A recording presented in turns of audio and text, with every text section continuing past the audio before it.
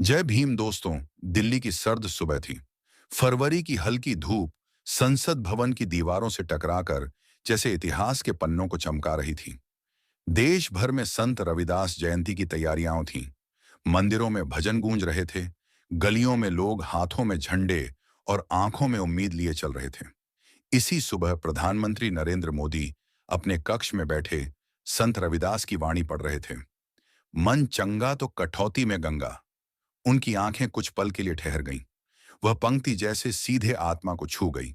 उन्हें अपने बचपन के दिन याद आ गए, जब उन्होंने पहली बार किसी सफाई कर्मी को झुका हुआ देखा था और तब समझा था कि समाज में कुछ लोग सिर्फ काम नहीं, अपमान भी उठाते हैं।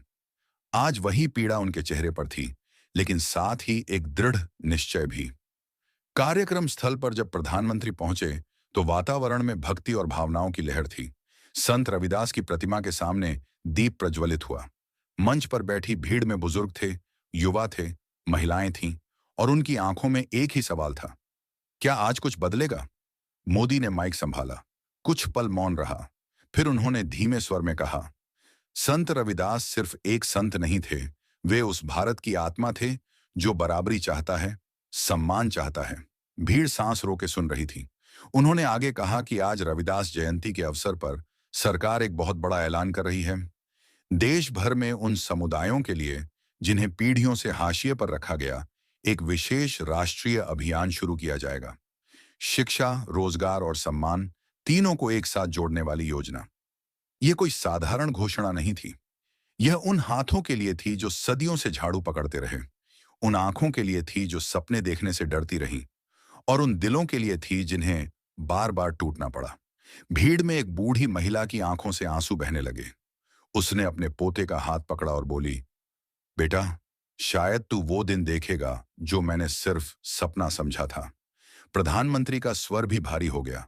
उन्होंने कहा, यह ऐलान कागज पर नहीं, जमीन पर उतरेगा, क्योंकि संत रविदास की जयंती पर अगर हम इंसान को इंसान का दर्जा न दे सकें तो हमारी श्रद्धा अधूरी है। तालियों की गड़गड़ाहट में सिर्फ उत्साह नहीं था, उसमें वर्षों की चुप्पी, दबा हुआ दर्द और नई उम्मीद शामिल थी। कार्यक्रम समाप्त हुआ, लेकिन उस दिन कुछ और शुरू हो गया था।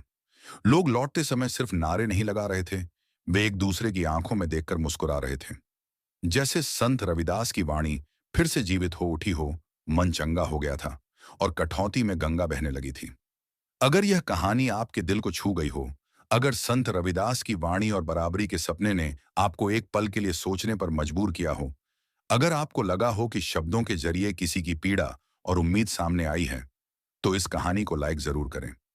आपका एक लाइक उन आवाजों का सम्मान है जो सदियों तक अनसुनी रहीं। इसे शेयर करें ताकि यह कहानी सिर्फ पढ़ी ना जाए, बल्कि हर उस दिल तक पहुंचे जो बदलाव चाहता है। और ऐसे ही विचारों से भरी, समाज को झकझोर देने वाली कहानियों के लिए चैनल को सब्सक्राइब करें, क्योंकि कहानी सिर्फ मनोरंजन नहीं होती, कभी कभी कहानी ही बदलाव की शुरुआत होती है। जय संत रविदास, जय समता, जय इंसानियत।